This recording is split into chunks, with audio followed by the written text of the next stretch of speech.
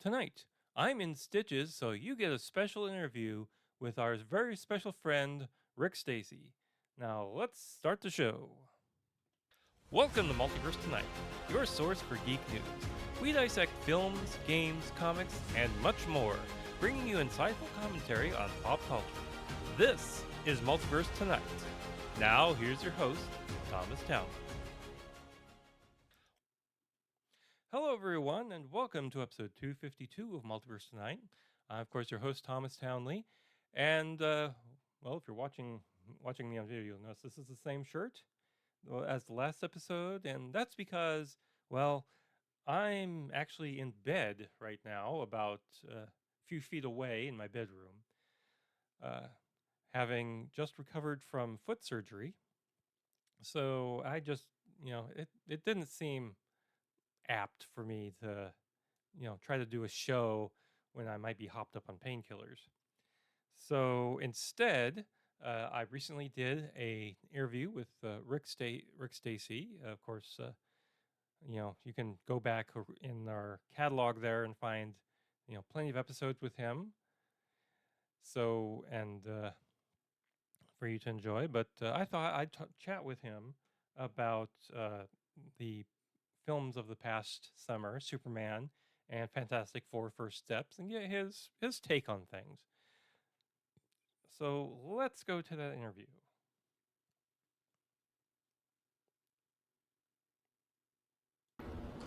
Testing. Yeah, I just changed over to my Samson Meteor mic. I had had that on here to get used to this stuff again. Oh yeah, that's much better. Yeah. Okay. All right, so it's interview time here on Multiverse Tonight, and I have someone who is one of my favorite people to interview. He's an artist, a writer. He's my friend. Thank you, my friend. I appreciate that greatly. Mr. Rick Stacey. How you Hi. doing, Rick? Hey, bud. Good. How are you? I'm doing okay. I have surgery in a couple of weeks. So I'll be doing a lot of reading and catching up on stuff. Well, if you get bored, let me know, and I'll tell you the results of my MRI. But by the way, do you like my studio here? I love it. I love it because I look at that, and behind me I have nothing. Mm-hmm. And I keep it that way because with me it's feast or famine. I've got tons of stuff. I've got a few things across the wall, 2 or 3 pieces, but I could easily cover every bit of space in here, and I think, and none of my own art, because very little of my own art do I want up. But I think that sometimes it's better for me to just kind of chill and keep this open in the background, at least for this time. But I've got some really nice pieces if I ever did decide to put them up. An original Gil Kane he did for me in 1983, a Green Lantern, and a lovely personal note, and Dick Giordano and Kurt Swan and Dick Sprang and et cetera, et cetera. So we'll see sometime what happens. So, but it's a beautiful studio. Oh, thank you. And of course, we're not here to talk about my studio or the nice picture that you drew behind me. Thank you. But we are going to talk about what happened this summer. We had 2 big movies come out. Of course, Superman. Yep. And Fantastic Four First Steps. Both are now out on Blu-ray and DVD. Yep. I got the Superman already, and the Blu-ray for the FF should be delivered by Amazon today because I just couldn't get out yesterday. Oh yeah, I'm lucky that that I work at Walmart, so it's easy just to. Good. Yeah. So let's start off on Superman. Okay. Now, this was James Gunn's take on Superman, and I think he hit it out of the park. Okay. Very well. Of course, the wonderful new costume and the wonderful costume there. I have to start with one thing. As an artist, what do you think about how the costume came out? The costume was a bit of a turnoff for me since I've been and seen and drawn Superman forever, and a lot of people online are saying it's comic authentic or comic inspired or whatever. It is. It's bits and pieces of the comics, but it's under one of my pet peeves. With all due respect to the movie, because there's a lot of good about the movie, the big pet peeve is that giant umbrella. Oh, I just gestured. That was kind of neat. Giant umbrella over Marvel and DC called All the Million Multiverses, which means we could do anything what we want with these characters within reason. In Man of Steel, we can goof up Pa Kent, and we can have Superman kill Zod at the snap his neck at the end, or whatever. And as those creative people get to have their takes on the characters, it gives me a little bit of uneasiness, because through the entire time that we were watching the discussions since 1975 about a movie called Superman the Man, where they talked about Charlton Heston being Superman. This is Mario Puzo and all the guys who put together Superman the movie. There was such a hard handling of branding of the characters. You were going to stay within the realm of what that legend had been for all those years. Again, it was branding. Same thing at Marvel at that time, but you got away from it with Stan when he went on the TV ventures there too. Multiverses are a bit difficult for me to swallow, but again, it gives people a chance to show their wares. So the Superman movie, I don't like the collar. As an artist, I would have designed the costume to be a little bit more traditional. Trunks are fine, the belt's fine, or whatever, but again, since I've drawn him for so long, I saw it as being unnecessary. And the insignia is tied to Kingdom Come for me, which is my jumping off point. Of course, I jump back on of the DC characters under Mark Waid and Alex Ross. So I have a bit of difficulty, but I'm over it, you know. That's that multiverse. And for that reason, it took some getting used to. As an art director, you think, no, that's not right, that's not right. I don't care. The movie in itself was an event for me. I took my grandsons, who were like 11 and 14, my daughter and her husband, my son, and Sharon, my wife. Let's make an event. Let's have fun. And I sprung for the big, wonderful theater that had the side walls, the whole wraparound kind of thing. And I thought, $200? Well, hey, it's one of those things you really want to do. So the movie in itself had a lot of sense of wonder and excitement for me. How do you think David Corenswet did as Superman, though? I think his acting as Clark without the glasses on during the interview, and then his Superman role was done authentically enough for me, and I'll get back to that word authentic in a minute, to make it really, really enjoyable. And let me talk about something that I didn't really care for was Nicholas Holt's portrayal as Lex Luthor. I don't think he has the gravitas or the voice for it. Could be. Michael Rosenbaum is probably my favorite Lex Luthor, although Kevin Spacey kicked it out of the park as far as I'm concerned when he did a more serious Luthor than Gene Hackman did. But they're all Luthors to me, but my favorite is Luthor from Smallville. And this Luthor, to me, because I had to see it twice. Once, the first time I went, it was a carnival ride. It was an event, so I wasn't paying as close attention to story as I was this is great, and crypto and all that kind of stuff. Second time, I've seen it 3 times now, I own it downstairs. I paid a little more attention to the story. But I've got to see a Luthor who is so ground in years of animosity and hate, and to have the gravitas that you're talking about. I think one of the best Luthors I've ever seen, and I'll go buy this sometime, was in the last season of Superman and Lois. And that, to me, was jaw-dropping. So. Okay. Now, there were many other characters in the movie. There's Rachel Brosnahan's Lois. I think she did a good job as a modern Lois. The operative words are modern Lois. That she really, really was good. When Noelle Neal was Lois and Phyllis Coates were Lois on the TV show at that time, that was the modern Lois. Then you jump ahead to Lois and Clark, and I think that Lois was fantastic at that time. But Rachel did a great job. I've seen her in other films too, and I think she has range, and that range made her all the stronger in this role. Yeah, and of course they brought in Green Lantern, Mr. Terrific, and Hawk Girl as the Justice Gang. Mm-hmm. again, they're probably going for, we're going to be the Justice Gang first, and it'll be the Justice League once Superman joins up. Sure. I think you're right. But I thought that they kind of the Green Lantern kind of chewed the scenery there a little bit. That's true, and he was annoying. And as an artist, I want to go back and I want to redesign the costume a little bit to be more Green Lantern. That's somebody else's job. But he gave us a sense of comic relief. He gave us a bit of outlet there, and for Green Lantern to tell Lois about the hypno glasses, I thought that was cute. I'll say that word. And it comes from a comic that I read years ago when Julie Schwartz was editor. I think I was freelancing there then. And I thought, this is just another little way to hook somebody for a month to look at Clark's hypno glasses. I still see the cover in my mind, drawn by Ross Andrew, and it's kind of fun. Mr. Terrific, I never was a fan of because I don't think they knew what they were doing with him. Mr. Terrific as a partner in the Justice Gang is interesting, but I don't know what all the little space balls are. I don't know enough about him to find much gravitas with him. Hawkgirl was really good, but as an artist, I wanted to see her be closer to 5'8", because she looked tiny. True. Yeah. And she was kind of a winsome hawk girl. Yeah.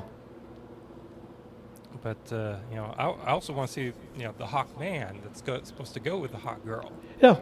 Yeah. They're a dyad. They're supposed to be these two things that are always drawn together. Yep. So. And speaking of things drawn together like that, I was disappointed. I haven't read Supergirl in a long time.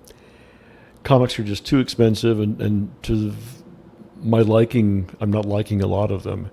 Doesn't mean it's not nice for somebody else. It's not my cup of tea. I really did not like the take at Supergirl at the end, and the attitude and the mouth, and I've got to get drunk stuff. And so that's why this is kind of a really good James Gunn one and done for now. And when the new one comes out, I'm probably see it out of curiosity. But again, the Supergirl thing wasn't to my liking. Yeah. Well, we'll see her in her own movie soon, which is based upon this. Yeah, what is it? Supergirl. This is Woman of Tomorrow. Woman of Tomorrow. Maybe I'll take a look at the store sometime or read that. I picked this up. I haven't read through it yet. I've kind of thumbed through it, but looks to be a huge quest story. So I guess that's what they're going to go for her there. No, got nice art in it though. Good. And of course, they're going to follow up with that with Man of Tomorrow in 2027. So we'll have plenty of time to talk about that. Okay, let's move on to Fantastic Four First Steps. Yeah. Now, I really enjoyed this movie. I really liked the retro future aspect of it. I thought the characters were fine. We actually have an actual Galactus instead of just a huge cloud. Right. What do you think of it? I've only had a chance to see that once, and I enjoyed it as a multiverse film. To me, it is not a bona fide FF film. It is and it isn't. What I mean by that is I do not care for the casting on Reed at all. And I think when you're watching the brand as an art director, you think in casting the character should look a little like the character. Now, I'm prejudiced, and here's why. One of my favorite series, and I own it downstairs, I've got a little home theater downstairs, is Mad Men. I don't know if you've ever seen it. Yes. Okay, John Hamm and January Jones, husband and wife in the 60s, dressing that mode. The sets, the lighting, too, was so 60s, and I was there to see all that as a kid growing up. I thought, I wish they'd take this back to the 60s, which they did. I wish it had the same cinematographers as Mad Men, which they didn't. I wish they would go ahead and state things instead of implying them, like there was an Ed Sullivan show in the 60s with the Beatles set. I didn't think the Gilbert Sullivan thing was much. In the casting, the woman that played Sue, I don't remember her name. Kirby? Vanessa Kirby. Jack's daughter. No, I'm kidding. But Vanessa Kirby is a phenomenal actress. I've seen her in many films. And I thought she did this well. But I was still looking for a dynamic that would be more representative of Stan and Jack. This was flavored like it, but I wished it would have crossed that line in cinematography-wise and maybe with casting. Johnny Storm was fine. I don't think Johnny Storm got enough opportunities to show more of himself. Ben Grimm was probably the best Ben Grimm, although I thought, shouldn't he have a lower voice? And that's no big deal.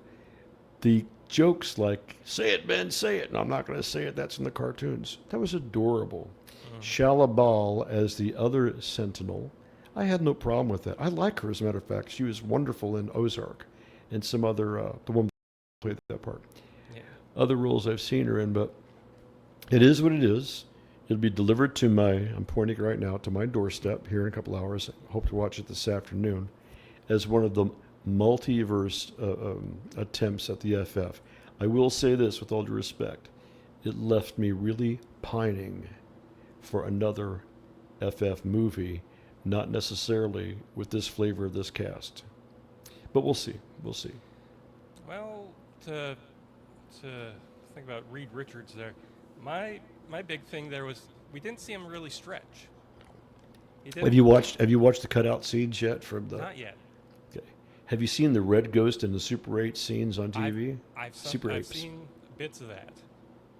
What's up with that? That's his thing. That's the fun part where he stretches out into space, which of course is Jack Kirby at his best, but not enough of that. Not enough of Ben being one of the strongest, physically strongest members in the Marvel U, one of them. Sue always has a nosebleed. I went back and watched the other FFs from the early 2000s. And that's okay, but and Herbie I had no problem with. I thought that was really kind of cool. But again, I got to get back and watch the whole thing again, because when we're watching Superman the first time this summer, or I watched FF the first time, I'm talking to myself in my mind. I'm not focused on the story like I should be, or some of the intricacies, because I'm thinking, that's wrong. I would have done this. The costume's this way. But why do we have the white John Byrne collar? Why can't we go to, being Gemini, both of me, talk to myself in the movies, though very quietly. What did you think of the call-outs to like Kirby, Jack Kirby and stuff like that, making it Universe 828 after Jack Kirby and things like that? I think that's really, really nice. I think that it's good to see in all the Marvel movies that have been out the last 10, 12 years, whatever, there are credits where credit is due. And they bring in of course, Stan and Jack, or Ditko in the Spidey movies, Don Heck, others that have all worked on Iron Man and all these different great characters. But I thought that was good. I have a problem with all the people that want to have you take a pledge of allegiance to one or the other. Is it Kirby? Is it Stan? Nobody's perfect. No. And I think that posthumously to come back and form these little groups that some of them are warring with each other and almost litigating online, it's just tiresome. Let it go, because Stan did a lot of stuff that was good, a lot of stuff that was dopey. Kirby was really, really good, and he went to DC, and with Fourth World started to wear a little bit, and he did Captain Victory and Devil Dinosaur, all the other things. He was way, with respect, way past his prime. And that's sad, because people want to fall on their swords now over Stan, Jack. I'd so love to see a Jack Kirby Fourth World movie, something around Mr. Miracle or something like that. But it would be great. Good Lord, Forever People was fantastic. Exactly. And I loved that. I loved the New Gods. I love Forever People, Mr. Miracle, and never was a fan of Kamandi because I just didn't have time to pick up all the books and read them then. But I'm sure that was good. But I did see his work, in my opinion, suffer greatly when he went to Pacific Comics. I did see his work suffer greatly when he was his own editor, writer, and creative director on a lot of his books, because for me, it was still a lot of experimental illustration that somebody would come in and say, Jack, out of these 10, 7 are great, but these 3 pieces need to be revisited. And you could tell he was just doing whatever he wanted to, which is fine. But nobody was there to help him make it better. and the writing in some cases was dreadful.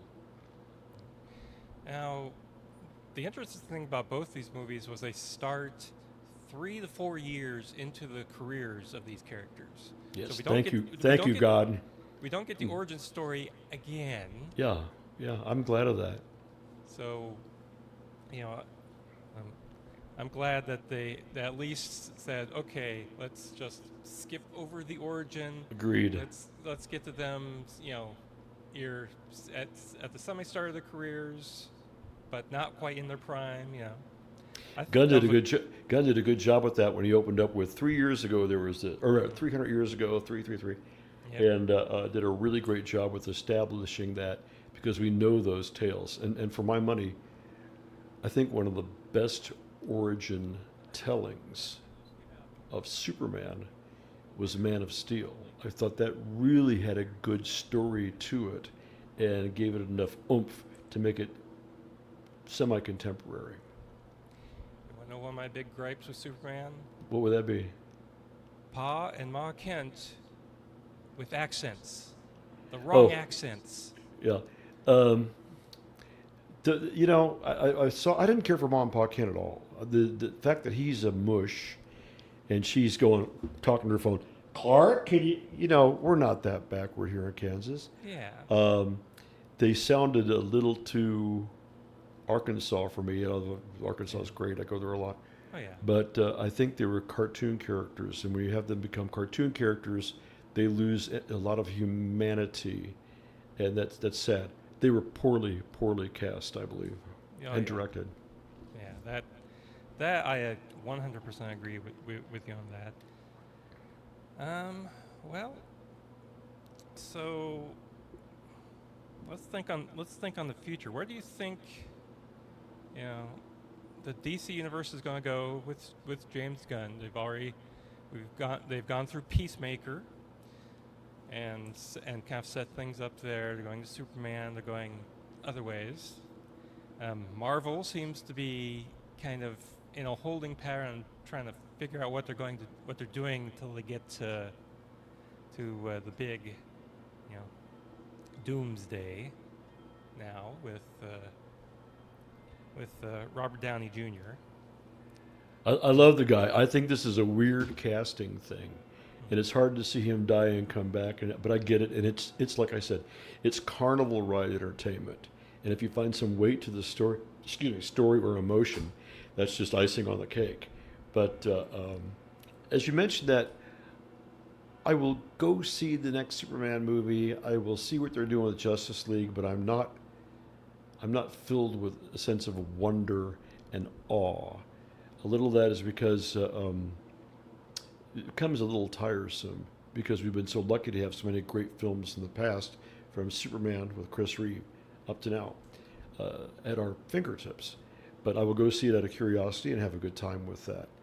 I take the Marvel Universe more seriously, but I take it in bits and pieces. Was not a fan of Captain Marvel. I thought there were some good aspects to that story, but it didn't take me where I wanted to go with the Kree and all the other things that I thought were elemental in those stories. I've said this wrong, Shang-Chi. Shang-Chi.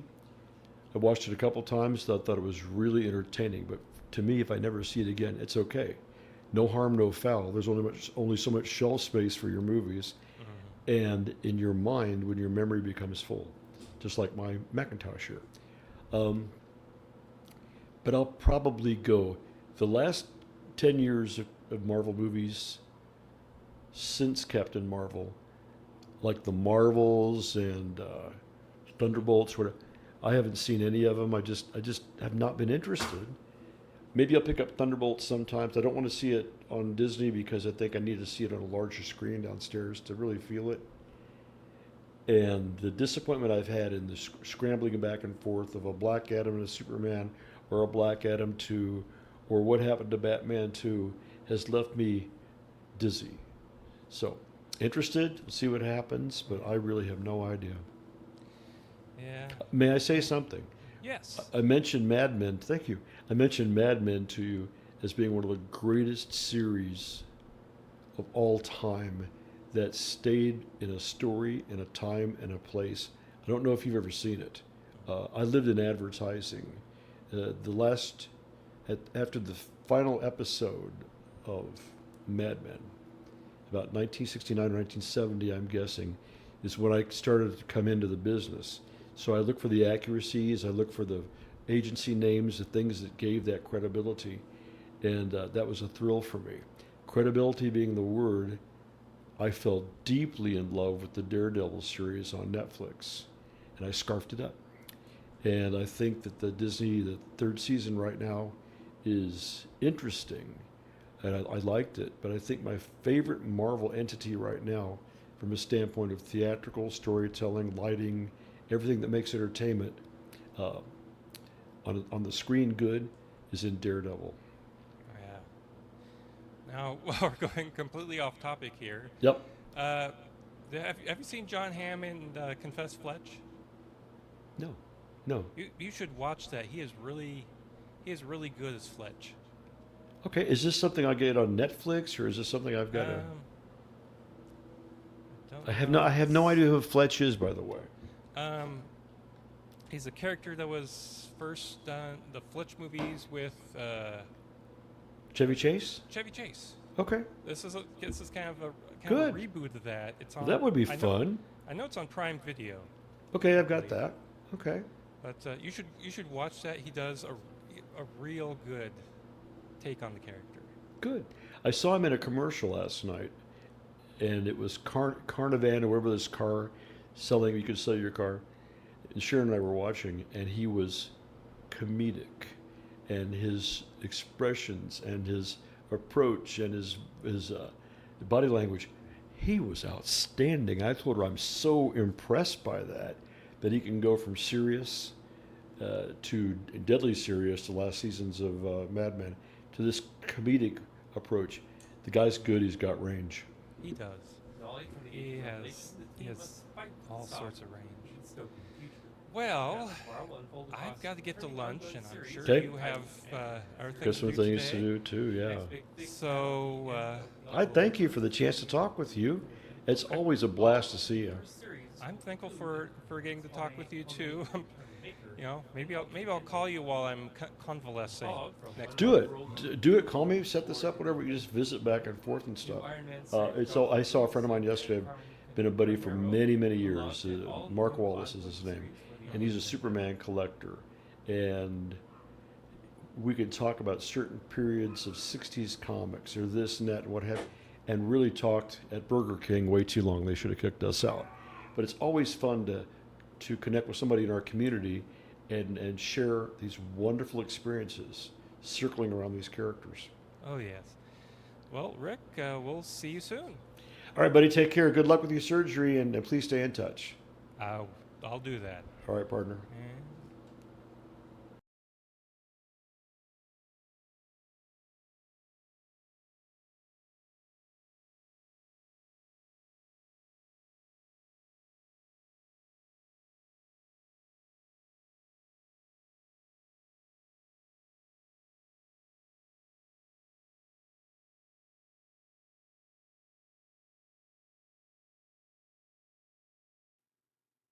And that brings us to the end of our show for today. I'd like to thank Rick Stacey for joining us again.